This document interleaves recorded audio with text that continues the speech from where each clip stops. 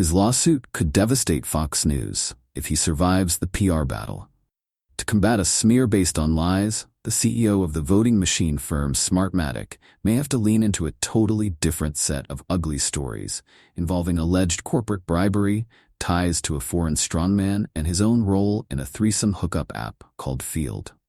Antonio Mujica, whose firm was slimed by unfounded far-right conspiracy theories about a stolen 2020 election, made a confidential settlement last week in his defamation suit against Newsmax, months after scoring another confidential settlement in a proceeding against OAN. But he's due in court early next year for a case against the biggest conservative network of all, Fox News, which Smartmatic is suing for $2.7 billion over alleged false claims related to Donald Trump's loss. And that matter is still being fought over, especially in the court of public opinion.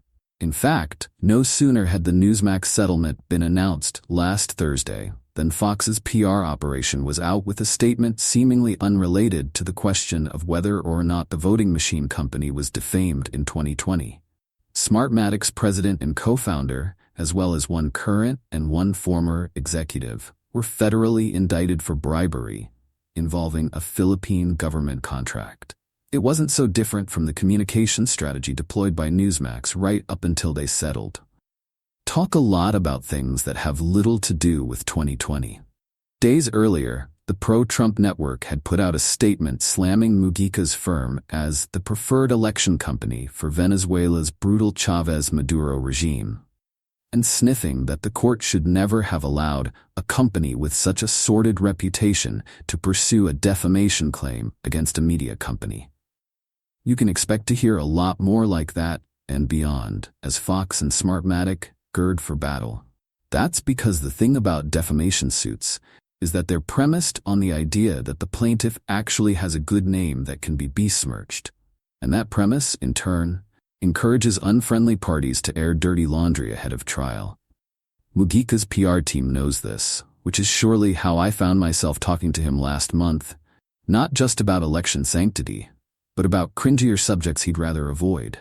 That bribery case, those alleged ties to his country's autocratic late president Hugo Chavez, and Mujica's personal views on sexual monogamy and what they have to do with his dating app investments, among other things. On paper, they seem awfully far afield from the question of whether a news organization devastated Mujica's business via defamatory lies about the 2020 U.S. election. In the real world, it's a different story.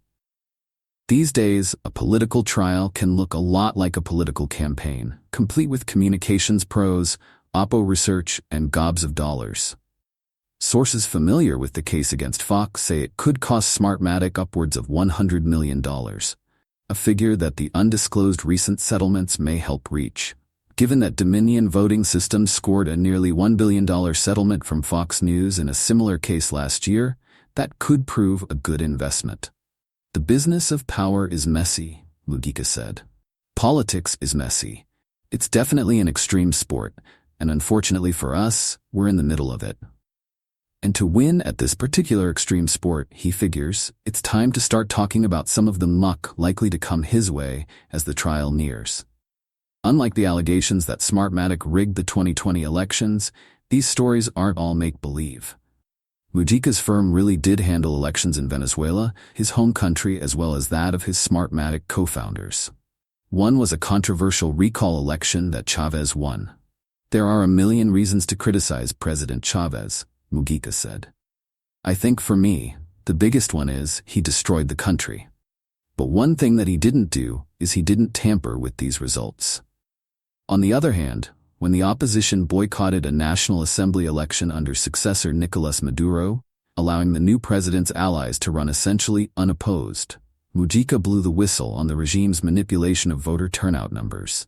And of course, immediately we were politically persecuted out of the country, Mujica said, noting that the firm moved dozens of local employees out.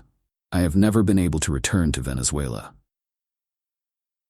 For good measure, Mujica also said the regime stiffed Smartmatic on $100 million in payments and expropriated its local business.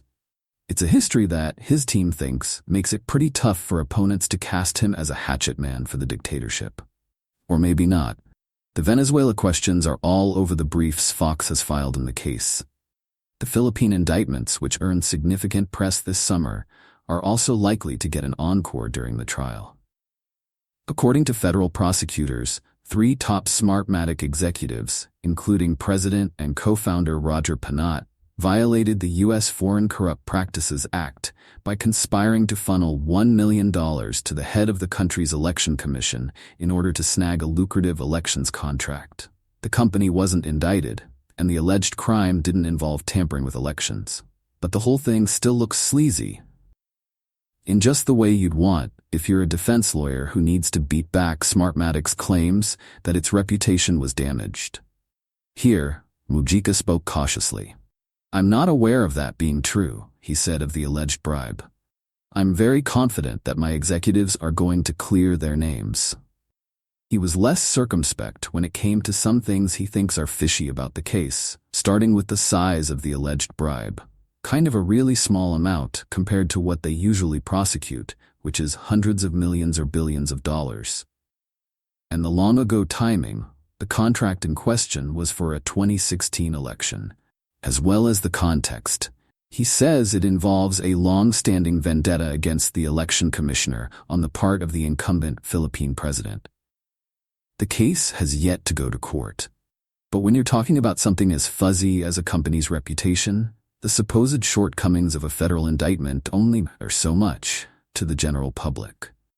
Ditto the ostensibly unrelated parts of the boss's investment portfolio and personal life.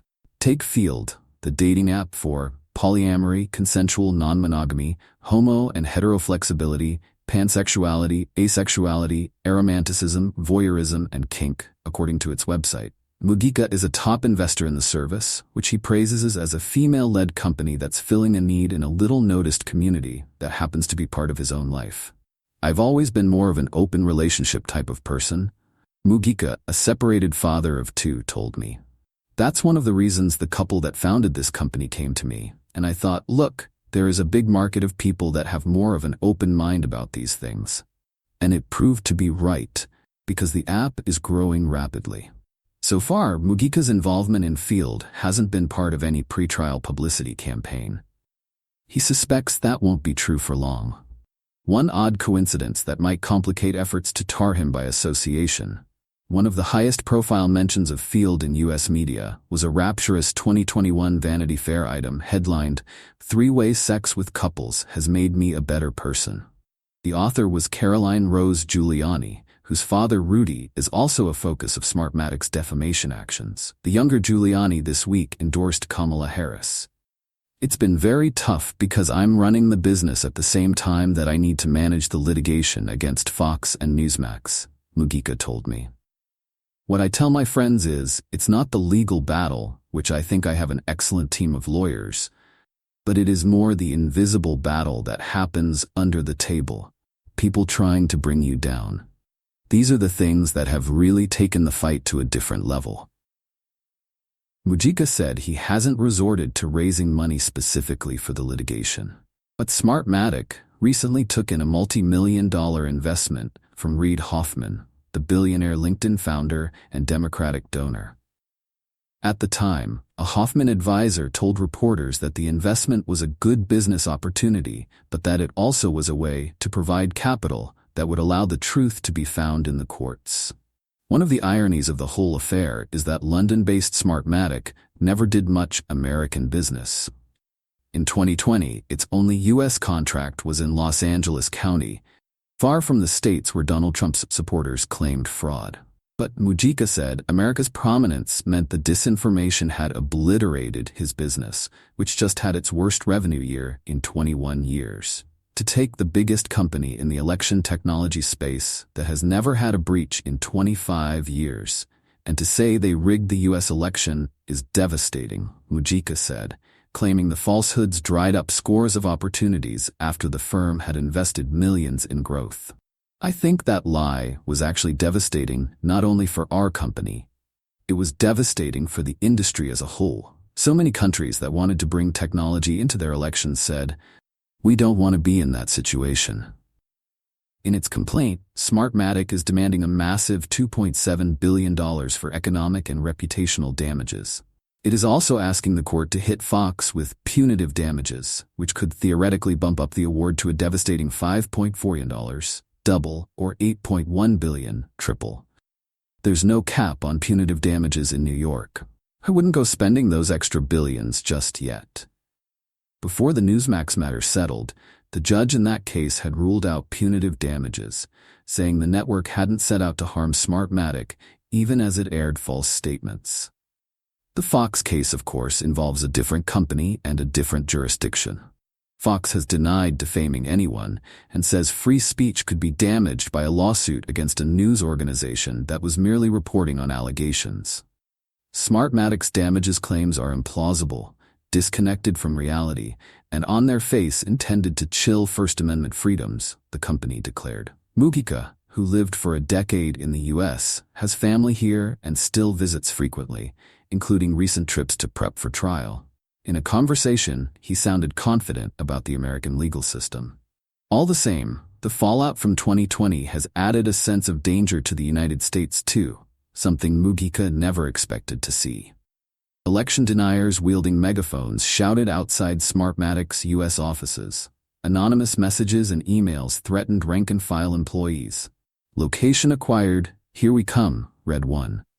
The company's Los Angeles office got a package in the mail featuring photos of mangled human remains. "The 14-year-old son of my co-founder received a call saying, 'We're going to kill you and your family for what you have done,'" Mujica told me. I asked Mujica, whose firm works elections around the world, to compare America to other countries he's watched. Whatever you think of Fox News' culpability for the falsehoods of 2020, his answer ought to give you pause. We've participated in elections in, I think, 37 countries, many of them in the developing world, immature democracies or whatever you want to call them, he said. Like Venezuela, which is not a democracy anymore, or the Philippines, or Kenya, places that are definitely at a different stage in their democracies and in their socioeconomic development. And I think what's been happening in the U.S. recently, and more specifically with the last election, was kind of a regression into that stage. So the U.S. has basically behaved as if it was any other developing country on the political front.